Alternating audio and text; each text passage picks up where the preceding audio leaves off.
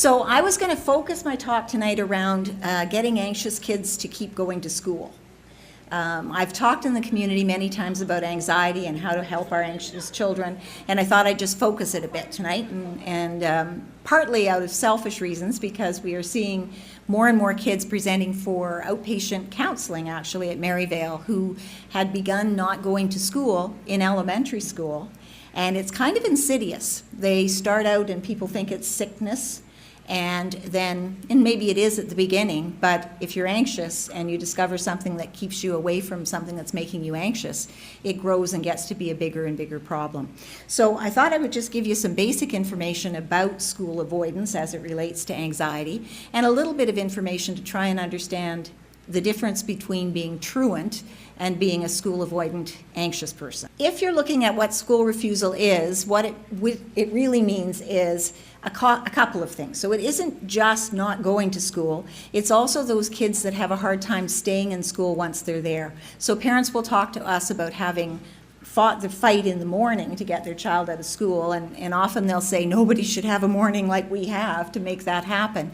But they head off to work themselves, and before they know it, they're getting a phone call and their child's at the office, and they're having a hard time remaining in school for the day. And then you're faced with that decision, what do I do? The difference between these kids and kids that are just plain truant is that parents know their child is at home. Sometimes they're at home with grandma or the neighbor or a babysitter. Sometimes they're home alone, depending on their age, but parents know that anxious school avoidant kid is sitting at home. Sometimes parents have jobs where they bring their child to school because they're that, or to work because they're that uncertain about leaving them at home alone. We don't usually see what you call antisocial qualities. By that I mean they're not tending to be acting out kids. So there's a real big difference between kids that are getting into kind of delinquent behavior and acting out behavior and are skipping school versus these kids. So what we do know is that school avoidance is really, really common. If you think about it, 28% of school-age kids, that's pretty high.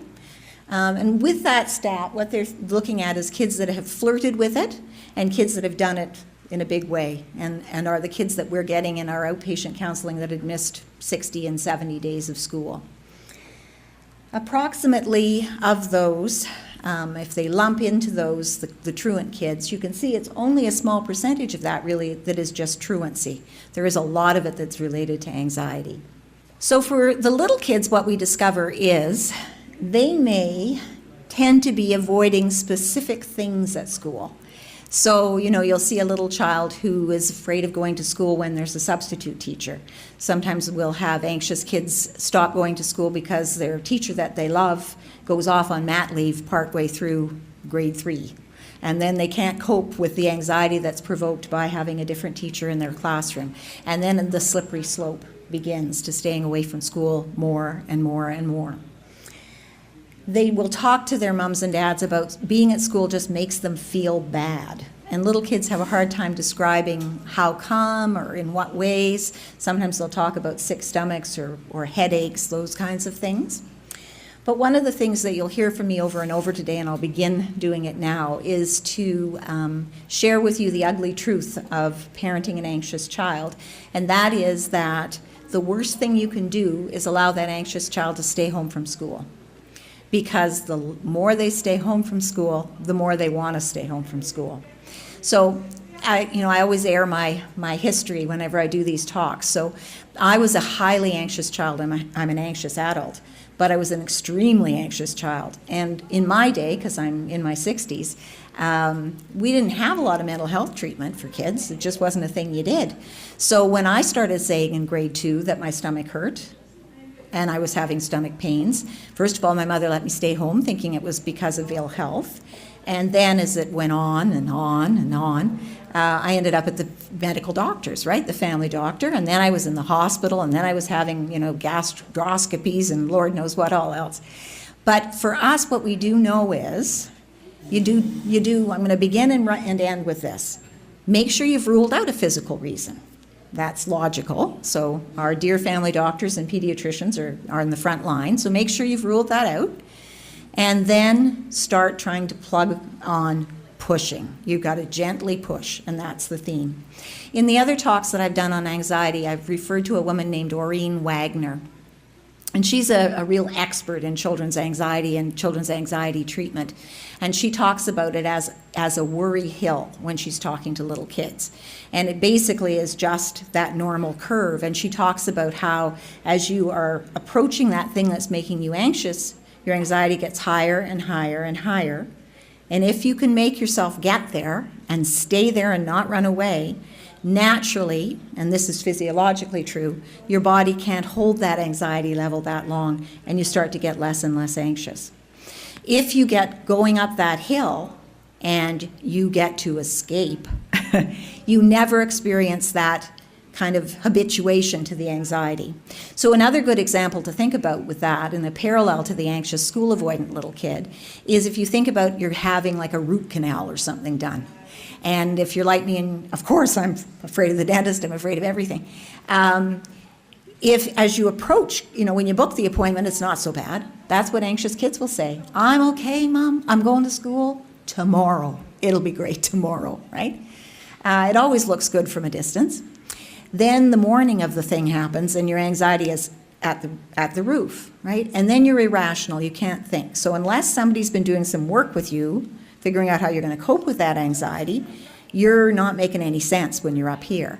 If the parallel avoidant thing would be if the dentist's office called you and said, I'm sorry, the doctor's sick and you can't have your root canal today. Well, I just feel wonderful, right? That's what happens when you school avoid. So the older kids will talk about social things that are the things they're avoiding at school. That kind of makes sense when you think about it, because as kids get older, they get more and more into that social, who's in what group, who's on the outs, who are we not talking to, that kind of thing becomes more important to kids in early adolescence and high school to worry about, are they going to look stupid in class? Did somebody laugh at them? Does the teacher not like them? Those things get to be more the reasons that kids will avoid. Sometimes we'll see kids who have not been diagnosed and have a learning disability, and they kind of hit high school, and they may have been a kid that occasionally missed school in elementary school because of anxiety, maybe presentations or projects, that kind of thing. But they hit high school, and if they're out of their depth in terms of their level of coursework, then they will get panicked and overwhelmed, and we see this kind of avoidant behavior. So that's another common reason. What's very common in younger kids that school avoid is a real desire to get the attention of the parent. So we'll often see with adolescents that are school avoidant, they're perfectly content if mom and dad go to work and just leave them home. Leave me alone. I'm okay at home. Little kids are looking for reassurance. They're looking for time spent with them. Maybe they get to get a lot of that going to grandma's, and grandma and I are going to bake. Grandma and I are going to watch our favorite shows together on Netflix. We see a lot of family coming together to help because mom or dad or both have to go to work. But in so doing, often they're giving that kind of reward that you don't want the young child to get. So we fight this battle a lot with the adolescents that we work with who have been school avoidant, and it's really entrenched. Because what happens is mom and dad go to work and they're on their phones and they're on their video games and they're on the internet. And we will often get kids at Maryvale who are 14, 15 and have been doing this for 3 years. And their position is they should just be able to get all their high school credits on the computer and never have to leave the home. And it's very hard at that point to convince them that, yeah, maybe you could get the credits. I mean, often we're pretty convinced they couldn't because they're not going to do the work. But secondly, you're cutting yourself off from all those opportunities for social skill development and learning about yourself and making relationships. But this is what we'll see. So they basically isolate themselves, but remain connected socially to people in between their classes. Kids are messaging back and forth. Kids have friends in Texas, kids are online with people in Germany, so they don't feel like they're totally isolated, but they're not doing the normative things they need to do. So the guilt-invoking message I have to you people, if you're parenting anxious younger children, is fight this battle now. Do not leave this battle until you're fighting it with a 14-year-old who will feel that they own the internet in your home. You may think you pay the bill and therefore have some say in it. they are not going to believe that at that point. So better you set those expectations and follow through. So I think I've talked about this. At school, the school will often identify for parents their early warning signs of somebody that's working their way towards the slippery slope of not going to school because they're too anxious. So it'll be things like, I want to go to the office, I need to call mom or dad, I'm sick to my stomach, I don't feel right, my head's hurting, all those kinds of requests to get pulled early. Arriving late because it's been World War III for the parent to get the child to show up. Lots of unexplained absences. So we'll see that even still with our anxious kids in day treatment at Maryvale. The poor parent will call into the attendance line, but you can hear the discouragement. It's not that the child is sick, it's just they didn't win this battle today. So do it while you can still pick them up, would be my message. At home, you hear a lot of no grounds in reality physical complaints. So that's what you'll hear. You'll also hear lots of complaints. So somebody's picking on me, the teacher's mean to me, on and on and on and on and on. I'm not saying that you discount those things because bad things certainly happen to kids. But just part of you, if you have an anxious child, part of you keep in mind that the other thing we know about anxious people is we're really good at picking up negativities. We're exceptionally good at building those up in our brains because we chew them over and over and over again, and that starts very young. And we have a hard time when a situation has stressed us at all to remember the things we did well or the things about it that went well, and we just focus on the things that made us uncomfortable. So that's a lot of your job as a parent with that person, is to try and remind them about, well, but what about this and what about that, and you handled this before. So there's lots of things that happen in families when you've had a kid that has established a well-entrenched pattern of not going to school. Sometimes parents end up feeling like they're kind of in a battle zone between their kid, who's melting down all over the place and it's mayhem, and the school that's saying you should be getting your child to school. That's what your job is. So parents can get very, very frustrated. The other thing that can happen is, usually anxious kids tend to have anxious parents. And so your own anxiety can rise and rise and rise, and so it's hard to think straight sometimes. And we hear parents saying that when it's all happening in the morning, you kind of go to bed at night thinking, will it be okay? And you get up and you wake that child up, and you're just filled with that sense of when's the other shoe going to drop. So it's very anxiety provoking. Sometimes it can end up being a battle amongst husband and wife, but amongst the partners, who's stuck because you get to go to work earlier, but I'm stuck trying to make this happen. So there's a lot of tension associated with it. So it's usually a good idea to get on board with the school fast and ally with the school, and they're getting better and better at trying to help you to support the child. Try and find that person in the school that can see what you're seeing and get it identified fairly early.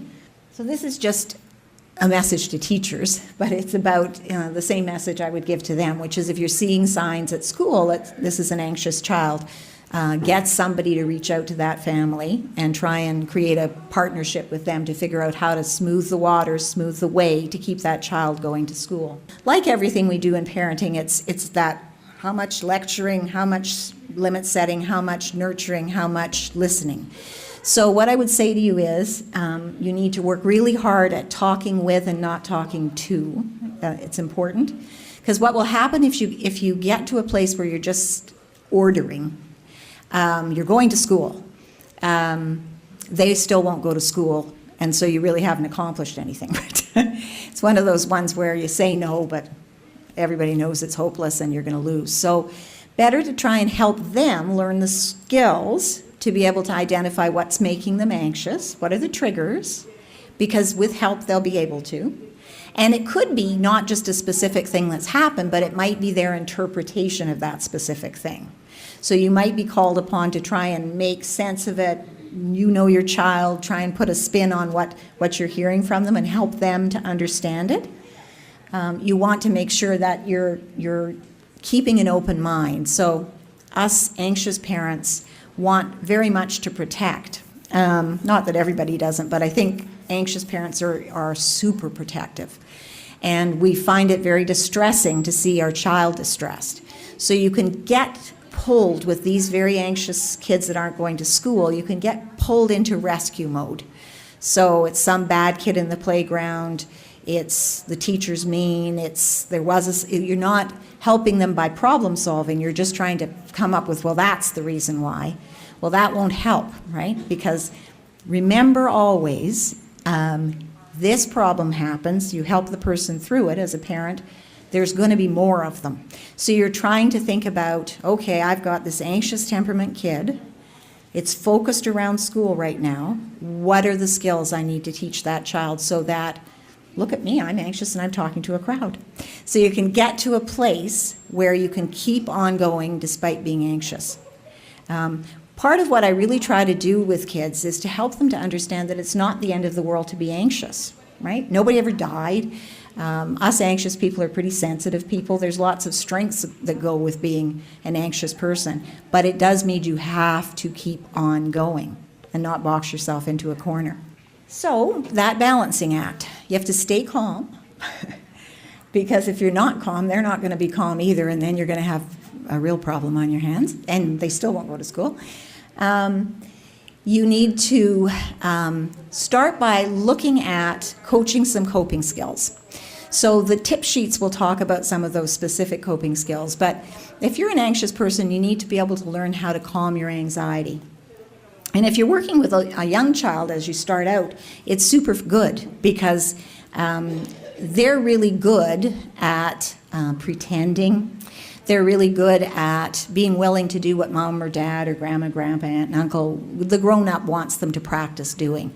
So you're going to teach them deep muscle relaxation. You're going to teach them deep breathing, that square breathing that we've all heard about. You're going to teach them things like ways to distract their brain when they feel anxious in a situation. So you might do things like, when you're feeling really anxious, I want you to do this. You know the 5, 4, 3, 2, 1? 5 things I see, 4 things I smell, 3 things I touch, 2 things I hear. Like you're just trying them, and all that does is take their brain off of swirling around about how I can't be here, I can't stay here, I could throw up. What if I throw up? Everybody will laugh. That's what the anxious brain is doing.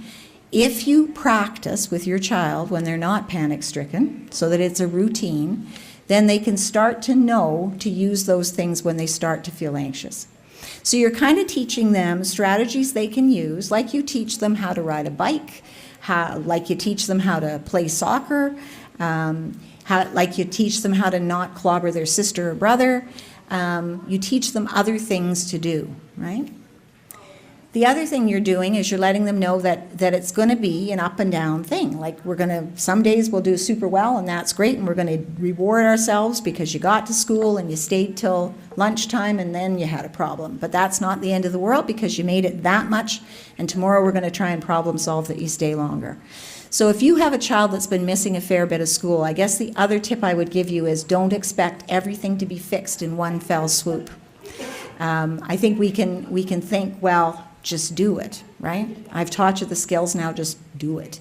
So one of the things that we will do an awful lot with schools and parents is set up what's called kind of a fear ladder for the child. So you start out, you go to school and you make it to the parking lot. And how anxious are you now?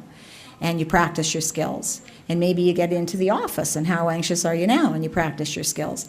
Maybe that child can only go as far as the office that day. It is not a failure. If you've missed 10 or 15 or 20 days of school and haven't gone to the school at all, it's good that you went in the building. So you can see where this really draws on you being patient and feeling like you're going to win the battle. You have to be the coach. You have to be confident that even if you have setbacks, you're going to get there. Use your rewards, big time, folks. So make sure you reward for small gains. Break it down. Don't expect a miracle. And make sure you're rewarding each step of the way. With kids that it doesn't have to be a big, huge reward. It can be little, tiny rewards leading up to something that's larger or not even leading up to something that's larger. Make sure that they don't get attention contingent on staying home. So that's got to be, what we say to people is it's a sick day then. That means you're not watching television, You're not on the computer. You're lying in your bed because you're not well enough to go to school. I got stuff to do, and you're not going to grandma's and baking brownies, because I've heard that story. And I don't blame people, because I had to work all the time, and it was a nightmare when I couldn't get my kids to school because something was going on. But if you reward that staying home behavior, you're taking about 55 steps backwards, and it's going to be hard to come forwards again. So what you have to do is incentives to go, right? So you go, you get to see your friend. Do you want to do a sleepover? Do you want to come over? Friends don't come over on a day that you didn't go to school. And the bottom line is, I don't care if you're lonely. You would not be lonely if you went to school. So truly, you're not saying it meanly. You're just saying your job is to go to school. That's where your friends are. Let's figure out what's getting in the way, and let's work together to get you there. So that's where I talk to you about making sure that you have some patience and make the introduction of going back to school gradual if it's gone on for a while. Sometimes if it's just somebody that's, missed a few days, they had a bad experience, maybe they did throw up in class, and it was 3 or 4 days before they could get their nerve up to go again, then maybe you're thinking, okay, this isn't a long-term problem, and we can start really pushing the whole thing or nothing. But if it's been going on for a while, and there's nothing physically wrong, you still have to have that patience and shape the behavior gradually. There are all sorts of things that schools are starting to put in place in classrooms because anxiety is such a big problem in our culture. And we know that a distracted brain from anxiety is equally interferes as much with learning as a distracted brain from ADHD does. And we know from the research that's been done on mindfulness and relaxation training with kids and yoga, that those things help both anxiety and attention and concentration and enhance learning. So some of our schools are doing things like regular mindfulness exercises first thing in the morning, breathing exercises in the morning, stretches between things in school. It's all about helping kids to shake something off, look after themselves and physically and mentally, and be able to refocus. The other thing you could really do us a favor, if you could give this message to your kids, if I had a nickel for every teenager that I've seen who, when you say distract your brain, put your brain someplace else when you're worrying about that. They think, well, that's wrong, I need to solve the problem, I got to chew this over until it's solved. We all know as adults that we distract our brains all the time. That's why we watch sports. It's why we get our fingernails done. It's why it's why we do anything that's pleasurable to us. In part, it's because it distracts our brain. So for schools, we've had some real success for kids that have been out of school for a long time. The schools have been very good about kind of designating a specific person that is the contact person between parent and school, and that facilitates the reintegration process for that kid. So it might be that person that's the touch-based safe person. Maybe that person checks in on your child routinely throughout the day, gives them a breather, gives them a chance to practice something that relaxes them. They would maybe also be the person who comes out to the car and helps you get your child out of the car in the morning and takes them and maybe has a jog in the gym, does something to distract their brain. So I really would encourage you to look upon schools as being far more willing to try and look at this as a partnership together than they might have been, well, certainly than they were when I was in grade school, which is longer ago than I'm going to mention. So you'll have heard of all sorts of different kinds of therapy for anxiety, and I just wanted to finish up with talking about what they are. So we know from research that cognitive behavioral therapy has great results. And for many, many years, us therapists couldn't prove anything we did was right. So we know with cognitive behavioral therapy that we do tend to see a relief of symptoms that's quite significant, and an increase in coping strategies. So that you have reason to expect that that's going to continue for a period of time after therapy. So all it does is it quite straightforwardly looks at thoughts, feelings, and behaviors and sees all of those things as part of the problem. So it helps the person to identify their negative thinking that's feeding their anxiety, and coaches them other ways of looking at situations that will remind them of their strengths and help them to have other strategies. Exposure therapy is part of cognitive behavioral therapy, and I've been alluding to it. It would be, if you think about school avoidant anxious kids, the school itself is that most feared thing.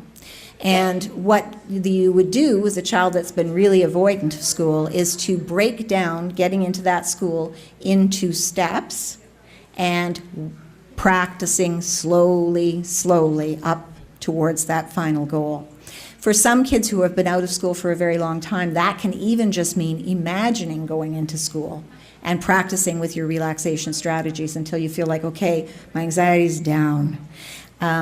You can do some of that work just going online and looking up material on Anxiety BC. It has lots of really good strategies for parents to educate kids about anxiety as it affects school.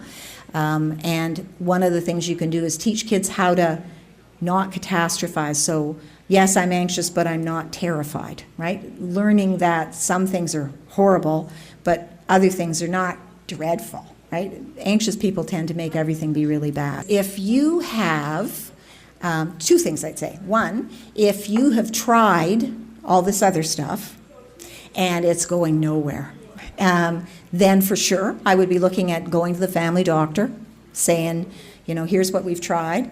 And either the family doctor will feel comfortable with prescribing something that will lower the anxiety enough so that the child can try.